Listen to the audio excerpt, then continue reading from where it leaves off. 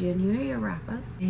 My very first book that I read was Seasons of the Storm. Is about each season, so like winter, fall, spring, autumn, things like that. Well, fall is autumn, but anyways, when the season is about to end, these kids, I guess, were given a choice to, they can live eternally, but they have to no contact with any of the other seasons outside of killing the other season, controlling the weather that way. Jack and Fleur, they kind of over the years have grown to really like each other. One day they want to go ahead and just leave, and Jack discovers in the past all the seasons used to actually be together and not confined to where only winters are with winters, autumns are with autumns, things like that. He gathers a plan and has seasons that he knows for, like summer, autumn, winter. Obviously Jack is winter, and then spring, and they're handlers. So basically the handlers kind of are also immortal, but they kind of help locate where the season is, so that way they can track them and kill them down. Gather this plan, and they decide to all leave together, and they discover that they are actually stronger and that they don't actually destroy each other like they are being told. The head Kronos is trying to track them down and basically terminate them, which basically means killing them. They fight, and it actually causes a rebellion. The scenes are really graphic. Some of the scenes are really graphic. I absolutely love the book. Apparently it's a part of a series. Definitely will try and read the next one. I did give it 4 stars, and I really enjoyed it. I really did. The next book that I read was Grand Slam Romance. Now, this one is a graphic novel. A softball team who is getting ready to go into the championship games, and the team that they are fighting against is severe rivals. At the last minute, they get a new catcher, and this catcher, who used to be best friends with when they were younger and had intimate relationships, they go against her. They discover that she has magical powers, and that's perfectly okay in softball, which sure. I gave this 2 stars. Even though I get the concept, the main character, who's the pitcher of the Bell City Broads, because she lost that game, she decided to quit, and then come to find out, like, she was asked to join an elite team, and she like joined without batting an eye. And then the team she used to be on is something that is like, they're perfectly fine with it, but yet she treats everyone like crap. She was really annoying, to be honest, and that is why I gave this one 2 stars. There is some spice, not a whole lot, but there are definitely some intimate scenes and intimate talk in regards to content. I did start Crashing Into Love, and basically it's about a girl that comes from Anchorage, Alaska, and she wants to help small villages, so she's part of the small village program. So they sent her to this one particular small village. On her way there, she had to take this, like a small plane. She eventually gets there. She's greeted by someone from the village. She had no idea who, and honestly, that's as far as I got. I went as far as, I think I was 45%, and I just couldn't. I mean, I like the diversity that she is a Native woman, things like that. Totally love the concept. However, could not stand the writing for either one of the characters because it is a dual perspective. So I DNF'd it. It wasn't vibing me, and I gave it to a certain percentage, and if by that percentage I just am like, no. Honestly, I probably would have DNF'd it earlier, but I figured because it was a short book that I could power through. So I read my next book. It was Cape Fear. It's about a father who back then wasn't a father, and he came across someone raping a 14-year-old girl, and so they did the whole trial, things like that. The guy went to jail and he got out, and now has been tantalizing him and his family, doing threats. Honestly, it was really great. Absolutely, like, on your seat until the ending.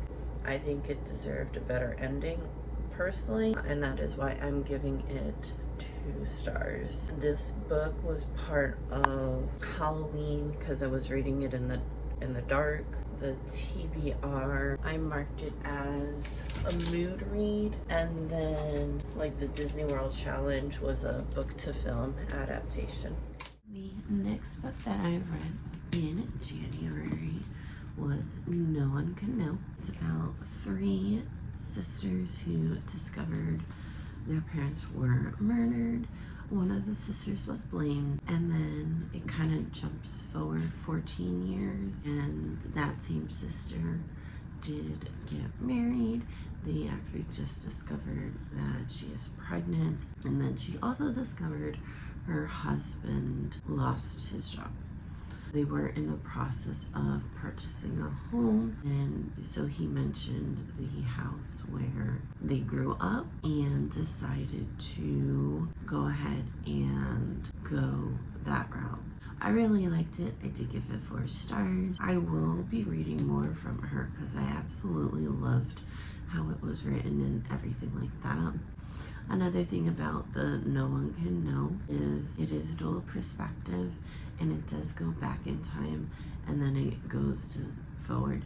However, each chapter, and this is what I actually love about the book, is so each chapter it tells you the character you have, the point of view, and what time frame. Whether it was back then when the parents were about to be murdered, or it's the like now, and they're trying to either cover their tracks, or they're trying to, or one of the sisters is trying to discover what happened that night. And then after No One Can Know, started reading The Chateau. It's about a group of friends who back then they all studied abroad, and one of the friends had a grandmother who they visited every weekend, and then I guess it became estranged because no one communicated with any of them now that they're older. I DNF'd this book. I could not stand the fighting between all of these girls. The grandmother of the mansion invited them back. They don't know why. So they're trying to catch up, and like they're just like attacking each other. Like they're judging each other for what they wear, calling them poor because one girl just likes to be in comfortable clothes and it doesn't have to be the latest designer clothes. And then they started attacking and making fun of this one girl who is dealing with breast cancer, and she literally just had a mastectomy, and I drew the line there when they started basically treating her like shit. I'm like, I just can't. It's like none of the characters are at all likable. Like I could not find a character I liked so far. And my thing is, I read 50 pages. If I still cannot motivate to read that book, I'm just DNFing. I don't care. I'm not trying to do the read 50% and then DNF. No, it's like that is not how we're going to be doing TBRathons this year or going forward. The next book that I read for January was Drama, is about a girl who is the stage crew in her high school drama club. And it's kind of like the life of drama club kid. Obviously there's drama, but she meets these twin brothers. She actually really likes one of them. It's kind of like their friendship growth throughout the book, and then also her growth as a person, especially towards the end of this book. I mean, it's not nothing in the book was like unforgettable or anything like that. It was a cute read. Quick read for what it is. To give it 2.5 stars. So the next book I read was called Craven Manor.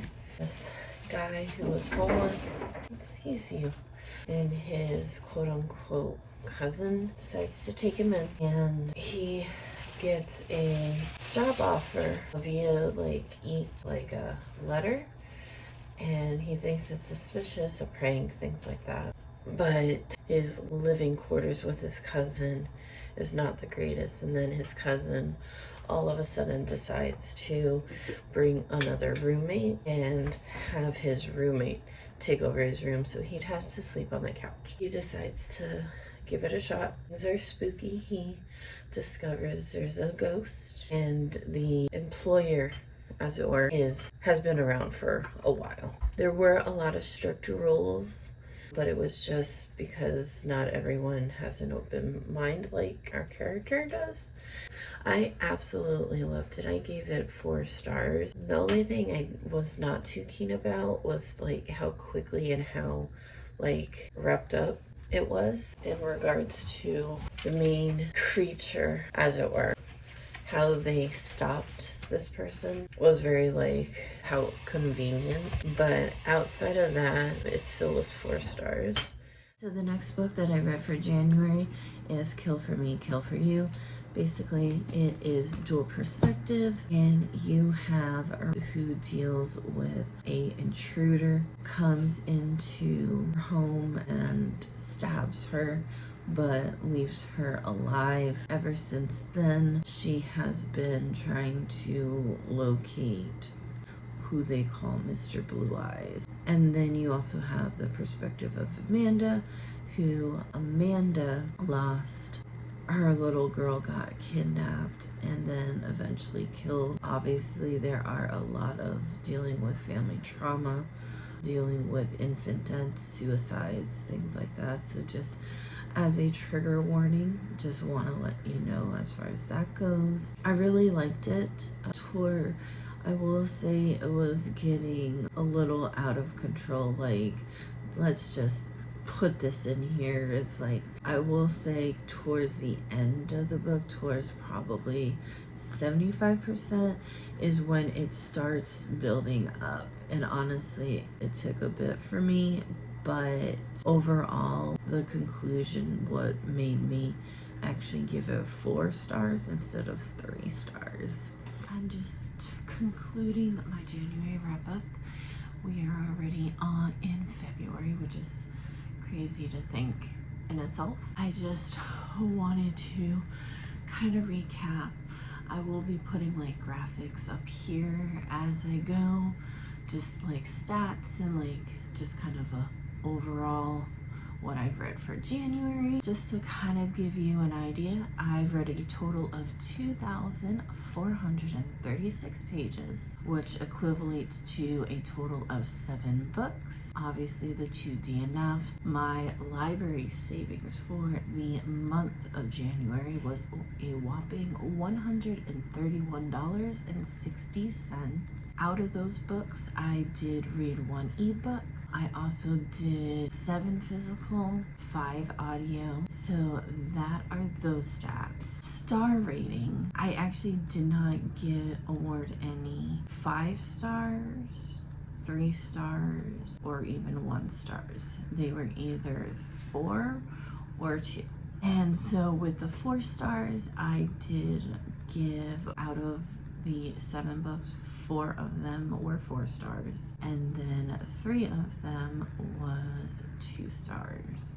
Overall, I mean, I did relatively well considering this is the first of the year, so I cannot complain. As far as the books, I don't believe I went exactly over the prompts and things like that. The first one, the Seasons of the Storms, that took care of 3. One was the TBRathon, which was the pep pick.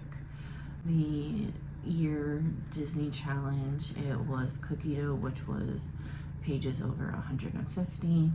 And then I also do a Disney bingo as well, and that was first in the series. Then the Grand Slam romance, that one took care of the TBRathon, and that was sports romance. The Disney challenge was to feature a sports or a game, and then the bingo was the female male character. Camp, I don't know why I want to say camp, it's Cape Fear, was Disney challenge, which was book to film adaptation.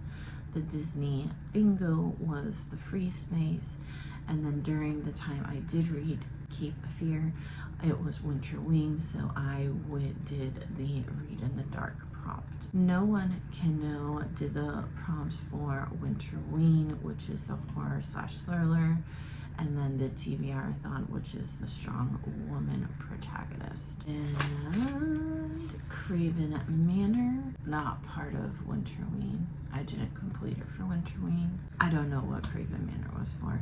Drama was for the TBRathon as a cozy read, and the Disney I was to read a book on my shelf. And then I did read another book called The Kill for Me, Kill for You. That was a Instagram buddy read, as well as the Disney bingo, and that one was the brutish character. So overall, I mean, I literally read everything that was on my TBR, and I included one more book on top of that.